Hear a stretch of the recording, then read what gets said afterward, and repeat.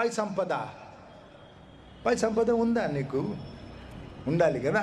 తల్లి గర్భం నుంచి వచ్చినట్టే ఒకరమే వచ్చినాను, ఏం తీసుకురాలేదు, ఏం తీసుకోబోము కదా. పరలోకపు విలువలు వేరు, పరలోకపు విలువలు వేరు కదా. మనుషుల దృష్టికి చాలా ఘనమైనవి, దేవునికి అసహ్యమాట. దేవుని దృష్టికి ముఖ్యమైనవే అక్కడ వస్తాయి కదా. నువ్వు బ్రతికే బ్రతుకు దేవుని కొరకు, దేవుని కొరకు నువ్వు పడిన ప్రయాస ఏం చేసినావు? దేవుని కొరకు గీత పడ్డదా? చుక్క రక్తములు కింద ఏం చేసినావు? దేవుని కొరకు ఏం చేసినావు? ఇహమందు హింసలతో పాటు 100 రెట్లు ఇస్తా అన్నాడు దేవుడు, నిత్య జీవం ఇస్తా అన్నాడు. ఏం హింసపడ్డావు దేవుని కొరకు? సాక్ష్యం ఇస్తున్నావా?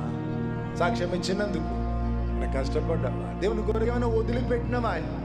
ఏం విడిచిపెట్టినావు? నువ్వు ఏం చేస్తున్నావు దేవుని కొరకు? దేవుని కొరకు బ్రతికిన బ్రతుకు, దేవుని కొరకు చేసే పనులు ఆవులకు వస్తాయి కదా. పై సంపద